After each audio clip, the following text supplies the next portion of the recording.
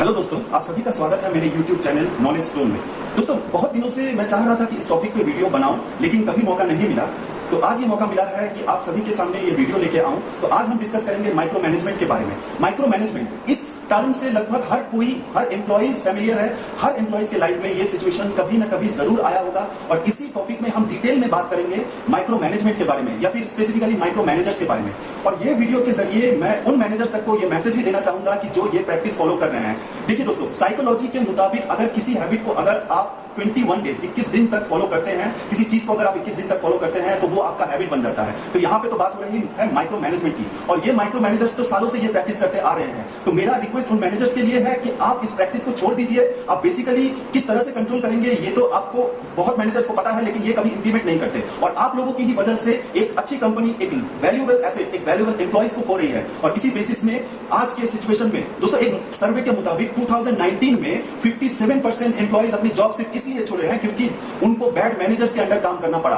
और वही सिचुएशन दोस्तों अभी 2021 में एक सर्वे किया गया था, जहां पे ये परसेंटेज आज 82% है। 82% अपना कंपनी एम्प्लॉइज अपना कंपनी छोड़ रहे हैं सिर्फ इस माइक्रो मैनेजमेंट की वजह से। इस माइक्रो मैनेजमेंट की वजह से ही एक वर्क एनवायरनमेंट, एक टॉक्सिक वर्क एनवायरनमेंट बन जाता है। और इसी वीडियो के जरिए मेरा मैसेज उन मैनेजर्स के लिए होगा कि आप ये प्रैक्टिस छोड़ दीजिए, क्योंकि आपके लिए तो कोई फर्क नहीं पड़ता कि कोई एम्प्लॉय अपने कंपनी में है या नहीं, लेकिन कभी ना कभी आपको उस एम्प्लॉय की कमी जरूर महसूस होगी, क्योंकि उस एम्प्लॉयज में, हर एम्प्लॉय में कैपेबिलिटी होती है कि हर काम की सिचुएशन को, हर तरह के वर्क को वो एडॉप्ट करते हैं, वो सीखते हैं, और अपने क्रिएटिविटी, अपने स्किल्स के बदौलत, अपने स्किल्स के दम पे उस काम को अंजाम देते हैं। और जो एप्रिसिएशन आप लोग हमेशा याद रखिएगा कि जो एप्रिसिएशन क्लाइंट की तरफ से, अपने हायर लीडरशिप की तरफ से आपको मिलती है, उसमें मैक्सिमम कंट्रीब्यूशन आपके एम्प्लॉइज का ही होता है। तो ये आपकी भी रिस्पॉन्सिबिलिटीज है कि अपने एम्प्लॉइज का ध्यान रखें, उनको जॉब छोड़ने पर मजबूर मत कीजिए। यही मेरा रिक्वेस्ट है। और मैं दोस्तों आप सभी से ये रिक्वेस्ट करूंगा कि ये वीडियो आप ज्यादा से ज्यादा लोगों तक शेयर कीजिए, क्योंकि ये बैड वर्क एनवायरनमेंट का जो कल्चर बहुत दिनों से लगभग हर कॉर्पोरेट में चला आ रहा है, इसको बंद करना है, इसको किसी भी तरह से मिटिगेट करना है, कंट्रोल करना है। क्योंकि हर एम्प्लॉइज मजबूरी में इस तरह के डील्स को, इस तरह के सिचुएशंस को फेस करते हैं। और मैं ये भी बताना चाहूंगा कि जो मैनेजर्स इस तरह के माइक्रो मैनेजमेंट इंप्लीमेंट करते हैं, वो कभी भी एक हेल्दी वर्क एनवायरनमेंट हासिल नहीं कर सकते। मैं अपने एक्सपीरियंस से, अपने करंट एक्सपीरियंस से ये बताऊंगा कि आज के दिन में मुझे इतने अच्छे, बाय गॉड ग्रेस, मुझे इतने अच्छे मैनेजमेंट मिले हैं कि उनके लिए वो कभी नहीं कहते कि तुम अपना काम, तुम्हें ये काम करना ही होगा। वो कहते हैं कि चलो मैं भी तुम्हारे साथ हूं कि आज ये काम अगर तुम अवेलेबल हो तो करेंगे। याद रखिएगा दोस्तों, वो मैनेजर्स कि जो ब्लेम का पूरा पार्ट अपने ऊपर लेते हैं और क्रेडिट का पूरा पार्ट जब अपने टीम मेंबर को देते हैं, वही मैनेजर्स के लिए रिस्पेक्ट दिल से आता है। दिल से हम उन मैनेजर्स को रिस्पेक्ट करते हैं, जो कि मैं अपने करंट सिचुएशन में ये मैं बहुत बार देख चुका हूं। और हर एम्प्लॉइज का यही कहना है कि मैनेजर्स की वजह से ही एक कंपनी को रेपुटेशन या ब्रांड कहा जाता है, और इस मैनेजर्स की वजह से ही एक कंपनी को वर्स्ट कहा जाता है। मैनेजर्स ये हमेशा ख्याल रखिएगा कि आप कंपनी को रिप्रेजेंट कर रहे हैं, आप किसी प्रोजेक्ट को नहीं। अगर कोई एम्प्लॉय अपने कंपनी से क्विट करता है आपकी वजह से, तो वो आपको या उस प्रोजेक्ट को बुरा नहीं कहेगा, वो कहेगा बुरा उस कंपनी को। तो ये आपकी भी रिस्पॉन्सिबिलिटी है कि उस कंपनी के रेपुटेशन को, जिस कंपनी की वजह से आपको आपका रोटी कपड़ा मिल रहा है, आपका मकान मिल रहा है, जिस कंपनी की वजह से आप हर रोज अच्छी लाइफस्टाइल स्पेंड कर रहे हैं, उस कंपनी के लिए भी आपकी रिस्पॉन्सिबिलिटीज है। तो इस डोमिनेशन या इस माइक्रो मैनेजमेंट की वजह से लोगों को मजबूर मत कीजिए कि एक अच्छे एम्प्लॉय को आप अपने प्रोजेक्ट से आपको खोना पड़े। तो दोस्तों, आज हम माइक्रो मैनेजमेंट के हर पार्ट को डिटेल में समझेंगे। तो सबसे पहले समझते हैं कि ये माइक्रो मैनेजमेंट होता क्या है। तो ये माइक्रो मैनेजमेंट बेसिकली मैनेजर्स का या लीडरशिप टीम लीड या मैनेजर्स का एक बिहेवियर होता है, जहां पे वो अपने एम्प्लॉइज के या फिर अपने अंदर जितने भी एम्प्लॉइज हैं उनके हर काम को वो मतलब डोमिनेट करते हैं, हर एक एक्टिविटी में इंटरफियर करते हैं, सुपरवाइज करते हैं, और मेनली उनको कम वर्क डेलीगेट करते हैं। तो ये माइक्रो मैनेजमेंट का एक इंपॉर्टेंट पार्ट है, और यही माइक्रो मैनेजमेंट है जो कि अपने हम अगर आशा भाषा में समझाएं तो ये माइक्रो मैनेजमेंट मैनेजर के नीचे जो एम्प्लॉइज काम करते हैं उनके ऊपर क्लियर लेवल का डोमिनेशन है। कि अगर मान लेते हैं कि मैं एक मैनेजर हूं, मेरे अंडर 10 मेंबर काम कर रहे हैं, तो उनके हर काम पे मैं हर एक्टिविटी में फ्रीक्वेंटली क्वेश्चन करता हूं, इसका प्रोग्रेस क्या है, इसका रिपोर्ट क्या है, इसमें हर तरह के कंट्रोल्स करता हूं कि नहीं, इसको इस तरह से करो, इस काम को उस तरह से करो। हो सकता है कि आपके एम्प्लॉय एक्सपीरियंस है, हर बहुत सारे कंपनीज में, बहुत सारे टेक्नोलॉजीज में उनका एक्सपोजर है, लेकिन फिर भी उनको पोक किया जाता है, उनको बार बार कहा जाता है कि इस तरह के चेंजेस करो। वो मैनेजर सेटिस्फाइड नहीं होते अपने एम्प्लॉयज के काम से।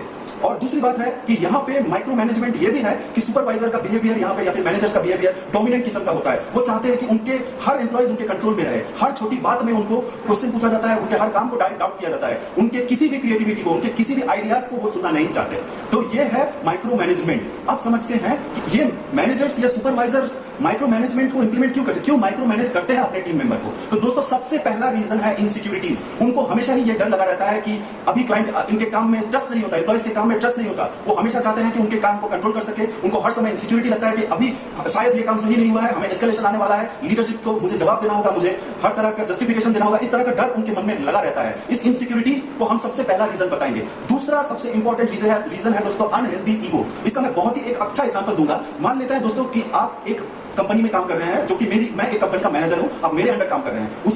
उसमें टीम मेंबर है, जिसमें से आपका एक टीम मेंबर अपने टीम के साथ अच्छा बॉन्डिंग शेयर करता है, प्रोसेस के बारे में बहुत ही अच्छा नॉलेज है और काम भी सही तरीके से करता है। तो आप देख रहे हैं कि एम्प्लॉइज का एंगेजमेंट उस टीम मेंबर या फिर उस एम्प्लॉय के लिए, चलिए एक नाम देते हैं उसको, मान लेते हैं कि सलमान नाम का एक एम्प्लॉय है, जिसको हर एम्प्लॉय किसी भी काम के बारे में पूछते हैं, उसके पास जाते हैं बेस्ड ऑन हिज एक्सपीरियंस या फिर स्किल्स, उसी से हर तरह के एक्टिविटीज के बारे में पूछते हैं। तो इस तरह के मैनेजर्स को लगता है कि सलमान की पॉपुलैरिटी मुझसे ज्यादा है, लोग सलमान को ज्यादा प्रायोरिटी दे रहे हैं, मुझे नहीं। तो ये होता है अनहेल्दी ईगो, और ये दोस्तों मैं मानता हूं बहुत ही डेंजरस है, क्योंकि इस अनहेल्दी ईगो की वजह से ही कुछ मैनेजर्स ये मानते हैं कि इसको हम आगे बढ़ने नहीं देंगे। ये मैंने अपने लाइफ में भी ये एग्जांपल मैंने देखा है कि इस तरह के अनहेल्दी ईगो कितने डेंजरस होते हैं। तो इसीलिए इस अनहेल्दी ईगो को मैं दूसरा सबसे इंपॉर्टेंट रीजन मानता हूं।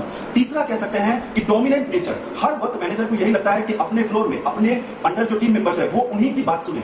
वो ये सही है कि ठीक है, चलो मैनेजर्स है तो उनका डिसीजन हमें हर वक्त सुनना चाहिए, वो जो कहता है वो मानना चाहिए, लेकिन हर लेवल पे हर तरह की बात वो आपको फोर्स करते हैं। सपोज मान लेते हैं कि आपको बोलते हैं कि तुम इतने देर तक मेरे साथ काम करोगे, या फिर आज इस प्रोजेक्ट में 10 घंटे 12 घंटे लोग काम करेंगे। तो ये डोमिनेंसी है, ये हर तरह से डिक्टेटरशिप है कि आपको फोर्स किया जा रहा है कुछ करने में। तो ये एक रीजन है दोस्तों जहां पे पीपल इस तरह से भी माइक्रो मैनेज करते हैं। अब बात करते हैं दोस्तों कि ये माइक्रो मैनेजमेंट होता कैसे है, मैनेजर्स माइक्रो मैनेज कैसे करते हैं। सबसे पहले less level of activities delegate किया जाता है, क्योंकि मैनेजर्स को वो कॉन्फिडेंस नहीं रहता है। हो सकता है कि आप एक प्रीवियस कंपनी में बहुत ही अच्छे परफॉर्मर थे और आपने इस नए कंपनी में नए प्रोजेक्ट में आपने काम स्टार्ट किया, लेकिन आप कैपेबल होने के बावजूद भी आपको बहुत ही लिमिटेड टास्क दिया जाता है, आपको ज्यादा टेक्नोलॉजीज में एक्सपोजर नहीं मिलता, आपको एक ही काम उनके लिए आप फोर्स किया जाता है कि आप एक ही एक्टिविटी करो, एक ही टास्क करो, और आप कैपेबल होने के बावजूद भी आपको वो टास्क या वो डेलीगेशन नहीं दिया जाता। दूसरे पॉइंट के बारे में बात करेंगे दोस्तों, जहां पे ओवर इंटरफियरेंस की बात आती है।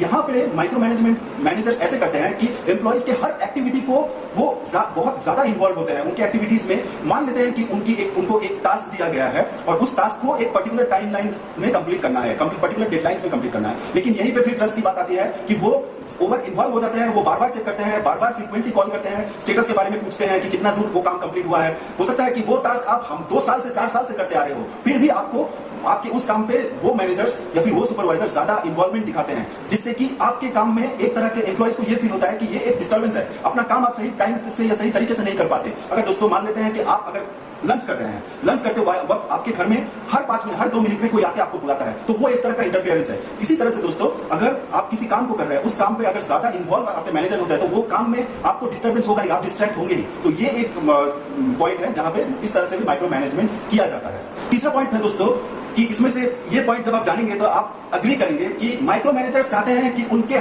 आप किसी से भी मेल कम्युनिकेट अगर करते हैं तो माइक्रो मैनेजर्स चाहते हैं कि आप उस हर मेल में उनको सीसी करें, उनको कॉपी करें। अब बात करते हैं और एक पॉइंट की, जो कि ये भी एक इंपॉर्टेंट फैक्टर है कि लोग आसान तरीके से जान पाएंगे कि आपके ऊपर ये माइक्रो मैनेजमेंट हो रहा है, जो कि है कि माइक्रो मैनेजर्स हर वक्त कंप्लेन करते हैं। वो आप अगर अपना काम सही तरीके से भी करते हैं, फिर भी उन्हें लगता है कि ये काम सही तरीके से नहीं हुआ है। हर वक्त आप जितने भी कोशिश करते हैं कि उस चीज को 10 बार भी करें, लेकिन वो सेटिस्फाइड नहीं होता, वो उनको सेटिस्फेक्शन नहीं आता उस काम से। वो हर वक्त कंप्लेन करते हैं कि इसमें एक कॉमा भी मिस हुआ है, तो वो भी कहेंगे कि इसमें एक कॉमा डालो, इसको फिर से तैयार करो। तो इस तरह की चीजें की जाती है माइक्रो मैनेजमेंट में दोस्तों। सही तरह से समझ गए होंगे कि इस तरह के वर्क कल्चर में ग्रो करना आसान नहीं होता, आपका कोई मेंटल सेटिस्फेक्शन नहीं होता। आप कैपेबल होने के बावजूद भी आपके अंदर ये डर लगा रहता है कि नहीं, शायद मेरा काम सही नहीं है। आप क्रिएटिव है, लेकिन आपकी क्रिएटिविटी को वैल्यू नहीं दिया जाता, आपसे पूछा नहीं जाता, आपके आइडियाज को कभी भी अप्रिशिएट नहीं किया जाता। तो इस तरह की चीजें मेंटेन हो जाती है। तो इसकी वजह से आपके अंदर जो पोटेंशियल रहती है दोस्तों, वो पोटेंशियल धीरे धीरे आप डिमोरलाइज फील करते हैं। आपको लगता है कि मैं इस वर्क कल्चर में ग्रो नहीं कर सकता।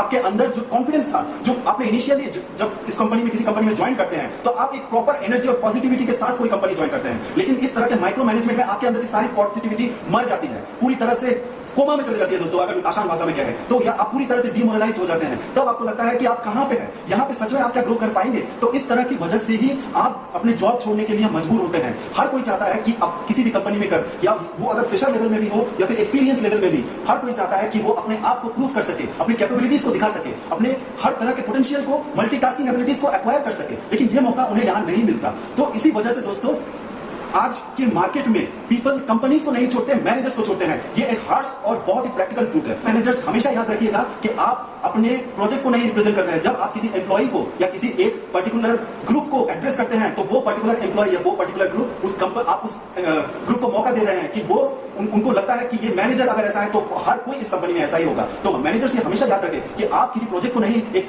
कंपनी को रिप्रेजेंट करते हैं। तो ये आपकी रिस्पॉन्सिबिलिटी है। और ये मैं भी रिक्वेस्ट करूंगा कि आपने भी अगर इस वीडियो को, आप अगर ये वीडियो देख रहे हैं तो ये प्रैक्टिस छोड़ दीजिए, क्योंकि ये प्रैक्टिस किसी भी तरह वर्क एनवायरनमेंट को अच्छा नहीं बना सकता। माइक्रो मैनेजमेंट को अगर किसी तरह से आपके प्रोजेक्ट में, आपकी कंपनी में ये प्रैक्टिस फॉलो होता है तो इसको किस तरह से कंट्रोल करें, ये सबसे इंपॉर्टेंट होता है। तो इसी के बारे में बात करेंगे दोस्तों। तो सबसे पहले हम बात करते हैं कि इसको कंट्रोल करने के लिए मैनेजर्स को क्या करना चाहिए। तो इसमें सबसे पहला पॉइंट है कि परफेक्शनिस्ट मत बनिए। बिल्कुल ही अवॉइड कीजिए कि आपको परफेक्शनिस्ट बनना है। आपने भी जब अपना करियर स्टार्ट किया था, आप भी गलती करते करते ही सीखे थे। हाँ, आप चाहेंगे कि हर काम सही तरीके से हो और एक तरह से आप सही है, लेकिन उसको भी डील करने का एक सही तरीका होता है। हर काम में परफेक्शनिस्ट बनना सही नहीं होता। तो ये पहला पॉइंट है दोस्तों। अब बात करते हैं दूसरे पॉइंट के बारे में, जहां पे आप डेलीगेशन, टास्क डेलीगेशन को प्रैक्टिस कीजिए। हर लेवल के एम्प्लॉइज को उनके कैपेबिलिटीज के मुताबिक उनको टास्क डेलीगेट कीजिए। मान लेते हैं कि अगर फ्रेशर्स लेवल के एम्प्लॉइज है, उनको एक लेवल का टास्क दीजिए जो उतना टफ नहीं होगा। अगर मिड लेवल के एम्प्लॉइज है, उनको एक लेवल का टास्क दीजिए। सीनियर लेवल एम्प्लॉइज को एक लेवल का टास्क दीजिए। लेकिन अगर उनको आप टास्क देते हैं तो एम्प्लॉइज के अंदर वो ट्रस्ट आएगा कि मैनेजमेंट मुझे ये अपॉर्चुनिटी दे रही है कि मैं अपने आप को प्रूव कर सकूं, अपने कैपेबिलिटीज को ग्रूम कर सकूं, अपने हर तरह के एक्टिविटीज को, स्किल्स को इंप्लीमेंट कर सकूं। तो टास्क डेलीगेशन एक सही डिसीजन होगा उन मैनेजर्स के लिए जो कि अपने एक टीम को हैंडल करते हैं। टास्क असाइन करना एक सही फैसला होगा दोस्तों। अब बात करेंगे नेक्स्ट पॉइंट की, जहां पे आप अपने रोल के मुताबिक, आपके रोल में फोकस कीजिए। अगर आप मैनेजर है तो आपकी जो रिस्पॉन्सिबिलिटीज है, आपकी जो रोल्स है, हर टीम को पोक करना, हर एम्प्लॉइज के काम में ओवर इन्वॉल्व होना, ये आपका टास्क नहीं है। हाँ, आप टीम मीटिंग कीजिए। हर बहुत सारे ऑर्गेनाइजेशन में ये फॉलो होता है कि एवरी मंथ एक हायरार्की फॉलो होती है। उस बेसिस पे अगर कोई टीम लीड हो, वीकली फीडबैक सेशन करता है अपने एम्प्लॉइज के साथ। मैनेजर्स मंथली या फिर 3 मंथ्स के गैप में एम्प्लॉइज के साथ डिस्कशन में जाते हैं। तो डिस्कशन की बात हम बाद में करते हैं, लेकिन यहाँ पे रोल्स को, आपके रोल्स को समझना है कि आपका रोल क्या है। अगर आपको कोई भी टास्क असाइन करना है, कोई भी एक्टिविटी देनी है, तो आप अपने हायरार्की के मुताबिक दीजिए। आपके नीचे जो है, अगर आपके नीचे कोई सुपरवाइजर या टीम लीड काम कर रहा है तो आप उसको क्वेश्चन करेंगे, उससे पूछेंगे कि अपने काम का प्रोग्रेस क्या है, अपने काम में किस तरह के चेंजेस, किस तरह की इंप्रूवमेंट चाहिए,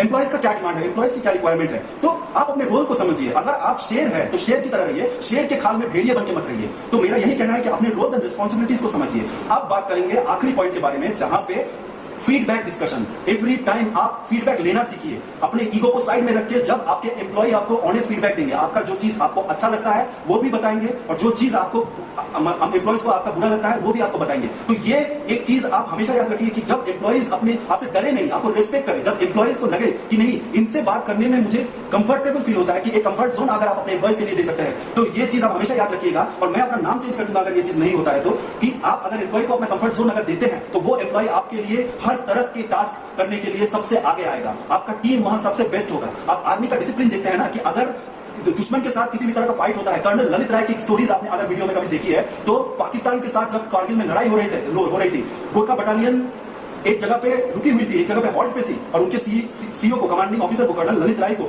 ऑपोजिट के दुश्मन पार्टी के पाकिस्तान के सैनिक बहुत बुरा कह रहे थे। तो वहां पे जब सीओ ने उनको, अपने सैनिकों को, अपने सोल्जर्स को कहा कि तुमको शर्म नहीं आती कि तुम्हारे सीओ को ये कह रहे हैं, तो उन्होंने खुकरी से, उनका एक वेपन होता है गोरखा रेजिमेंट का, उस खुकरी से पूरे पाकिस्तान के एक गोरखा सैनिक ने 4 को ढेर किया था। तो इस तरह का रिस्पेक्ट अपने कमांडिंग ऑफिसर के लिए है। तो ये जस्ट मैंने एक एग्जांपल में कहा है दोस्तों। तो वही एक मैनेजर भी है कि उनको एक ट्रू लीडर बनना चाहिए, नॉट अ ट्रू डिक्टेटर। अगर आप अपने एम्प्लॉइज के लिए सोचेंगे तो वो भी आपके लिए हर तरह के टास्क, हर तरह की एक्टिविटी, हर चीज को, वो आपको बोलने की भी जरूरत नहीं पड़ेगी। अगर आप एक बार बोल देते हैं कि हमारे लिए ये डेडलाइंस आया है, कौन नॉमिनेट करना चाहेगा कि इस एक्टिविटीज में, आपके हर एम्प्लॉय आपका साथ देंगे। और एक चीज मैं हमेशा कहना चाहूंगा कि अगर आप माइक्रो मैनेजमेंट करते हैं, आप जितना भी टीम मीटिंग कर लीजिए, आपको कोई रिस्पेक्ट नहीं करेगा। आप खुद ये चीज फील कर सकते हैं कि मान लेते हैं कि आप अपने टीम के साथ मीटिंग कर रहे हैं, मीटिंग में एक भी आप अगर किसी भी एम्प्लॉय से पूछते हैं कि do you have any concern, और वो सही तरीके से अगर आपको जवाब दे दे, तो मान लेते हैं कि नहीं, वो आप अपने एम्प्लॉयज के लिए आप एक अच्छा माहौल रखते हैं। और अगर आपके 10 एम्प्लॉय है, 10 में से 10 अगर खामोश रहते हैं, तो मान लीजिएगा कि आप एक